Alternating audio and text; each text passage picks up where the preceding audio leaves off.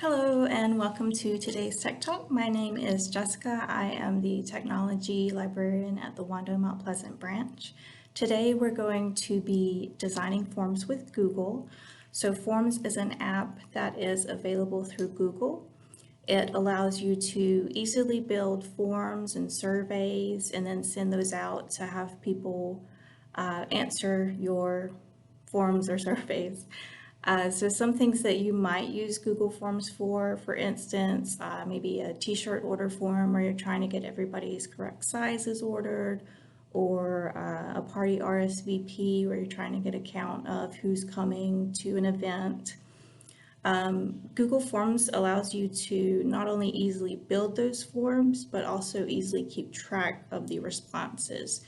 So instead of getting lots of email replies for like that t-shirt order form to your email, you can keep all those answers in one spot and easily go in there and look at them. So you can view it in a spreadsheet form or a few other ways that we'll look at today. So we'll start with creating a new form. We're going to do that from scratch and from some of the templates that are available through Google Forms. We are also going to look at adding different types of questions and then viewing those responses to the questions. All right, let's get started. The first thing we'll need to do is go into the browser. So I will open Chrome, then we'll sign into our Google account. Now we need to get to the Forms page. If we click on the Google Apps icon in the top right corner, we can scroll down, and we do have a link to Forms here. You can also get to Forms through your Google Drive. So let's see how that would look. I'll go into Drive, and I can create a new form by clicking on New in the left corner, and then Google Forms. I could do a blank form or from a template. Let's go ahead and do a blank form to start off with. We see that right now this is called Untitled Form.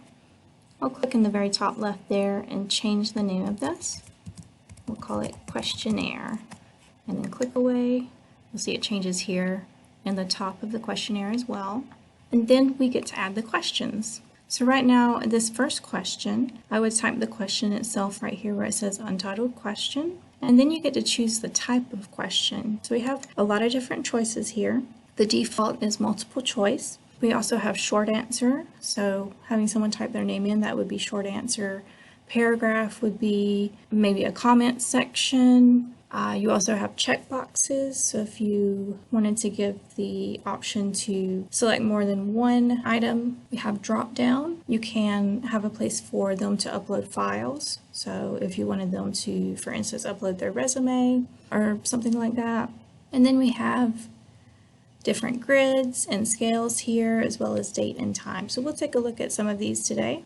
I will start off with multiple choice. Now it suggests that I do short answers so people have more flexibility with that. Maybe their favorite color is magenta or something that I wouldn't put in there. So I'll go with that.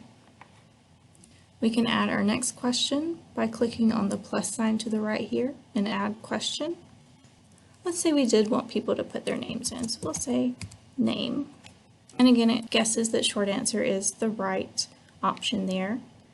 Now I would want them to have their names done first, so I will click at the very top center of that, drag it up, and then those two questions have switched. I can add another question, and I'm going to go ahead and drag this down to the bottom. Let's do checkboxes.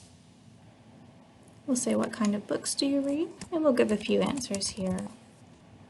And I can actually say add other, and what that will do is it'll give them a place that they can type out. If I didn't put the selection in there myself, they could check the box and type in their own answer. And we'll see how this looks later on. We can view it from their side of things just to preview what it would look like. I'm going to add more questions here. For this one, it's selected short answer. I actually want to change this to a multiple choice.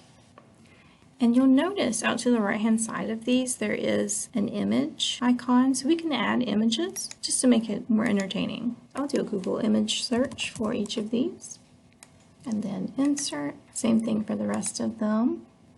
Now I will add our next question, and we can do this one as a linear scale just to see what that looks like. So what we do here is we say where we want the scale to start and then where we want it to finish. And this makes more sense when you see what it ends up looking like. So we can go over to the preview side of things. This is the little eyeball up in the top right corner there. Now it makes a little bit more sense. You see that you could choose more towards one end of the scale or towards the other depending on which statement you agreed with the most. I'm going to close out the preview tab here at the top so we can go back to creating our form. I will add a drop down. We'll add another question, and let's do this one as a multiple choice grid so we could see what that looks like.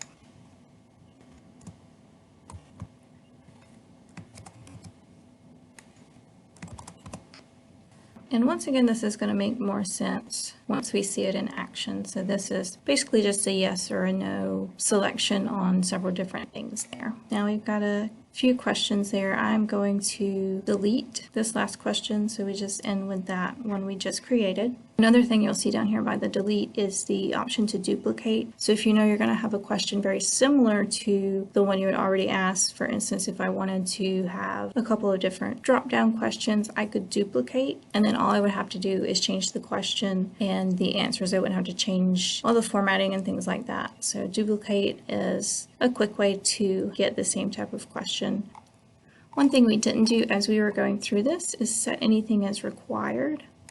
So if I click back on any of these questions, I can choose to make that a required question, so they would have to answer that question to be able to move on. You also have response validation here, so this comes in handy when you're collecting their email addresses as part of your form. For email address, you could say that it needs to be text and that it needs to be an email address. I can put a description of the form here. All right, so we've got all our questions set up.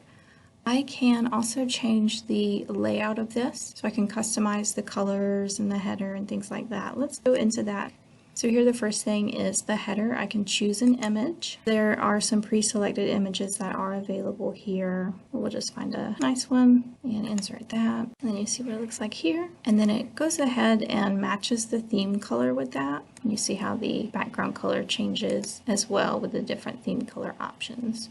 So we'll just keep it as a kind of a purple. And you can also change the font style. There are only a few choices there, but I'll keep it at basic.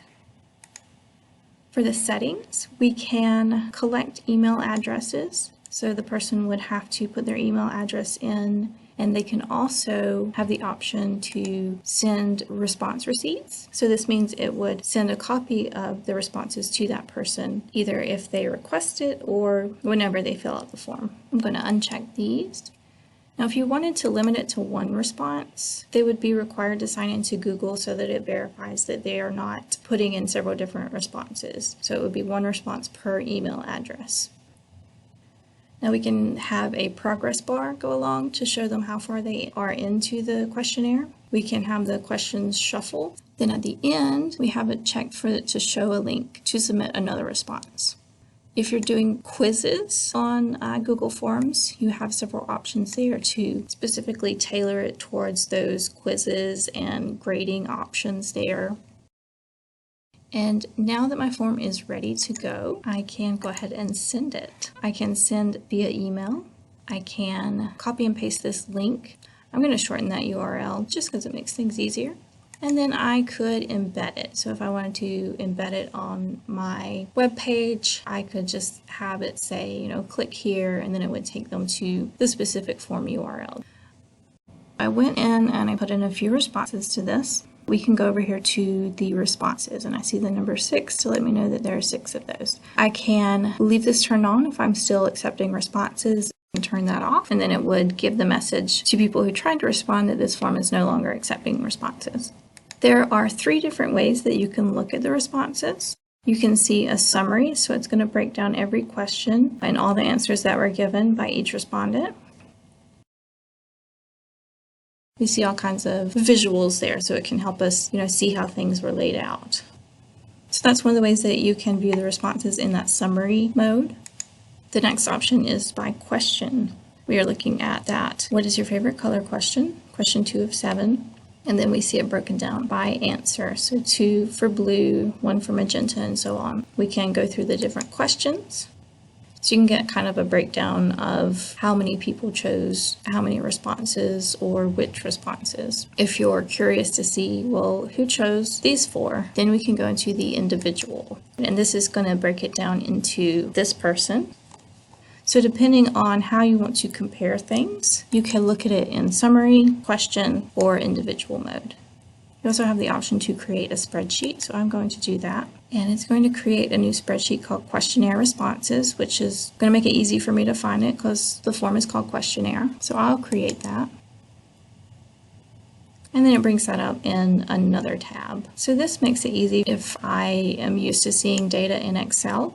And if you are familiar with using filters in Excel or spreadsheets, you could do that to kind of narrow things down. So we could create a filter to only show the responses that specify cat as the favorite, so we can see the 3 people who like cats. Or if we wanted to see who liked fall the most, just depending on how you wanted to have things separated out and broken down. So you do have those options to see things in this sheets format or going back to the responses page to see it in individual question or summary format. From the 3 dots up in the top right corner, I can make a copy of this if I know I want to make a similar form. If I'm completely done with it, I can move it to the trash, throw it away. If this is a group project and I wanted to add my group members on there so that they can come in here and edit things as well, I could add a collaborator. Once you're done with a form, you do have the option to delete all responses. So maybe if this is a quiz for a class that you're doing and you want to use the same form, you could delete all the responses and then a new group of people could come in and answer those same questions. You also have the option to get email notifications for new responses. So if I wanted to be notified every time somebody filled out this form and gave their answers, I could do that. So there are a lot of different options in here as far as getting things set up, deleting things, or making those adjustments in here. Now let's take a quick look at how you would create a form using a template. I'm going to this time go into the Google Apps icon, go all the way down straight into our Forms app. We could start from a blank form again and create our own, but then we also have a template gallery. So if I click on the template gallery here, it's going to expand that. And I see I have things like a t-shirt sign up where people can select their sizes, event registration if you're holding an event and you wanted people to provide their information to sign up for that, parties, RSVPing for different things, order forms, customer feedback. Let's go into one of these. So I'll go into the party invite. And then you would just exchange this text out for whatever. So here, what is your name? Can you attend? So that this is a required question. We of course want to know, are you going to be there or not? And then how many are you bringing? 3 people? Are you bringing just yourself? And then what kind of food will you bring? We can add more questions to this. You can go off of the template and add your own questions. This goes to the top. If I wanted to move it down again, we would click from the top center of that question, and we could drag it down further. Multiple choice, maybe based on the different games you have.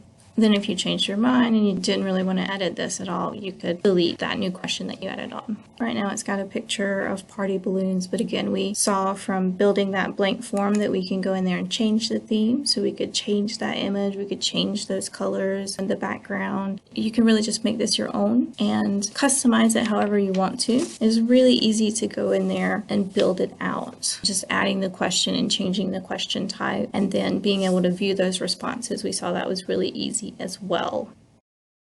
Okay, so to recap, we saw how to create a new form from scratch using that blank form. We also saw how to create a form from a template and go in there and change things if you wanted to, or keep things the same if you didn't want to change much. We saw how to add different questions and change those types of questions, so multiple choice, short answer, paragraph, drop down, all kinds of different question types that you can choose from. We saw how to change the theme and some of the other settings. We saw how we can go in there and preview the form just to see what it would look like on the other person's end. We saw how to send that form out to people. And then we saw how to look at the responses in several different ways. We could look at those responses in summary view or question view or individual view. And we can also get a spreadsheet of those answers depending on which way you wanted to view things and look at that data. So that is all that I had for today. I will see you next time, and thank you guys for watching.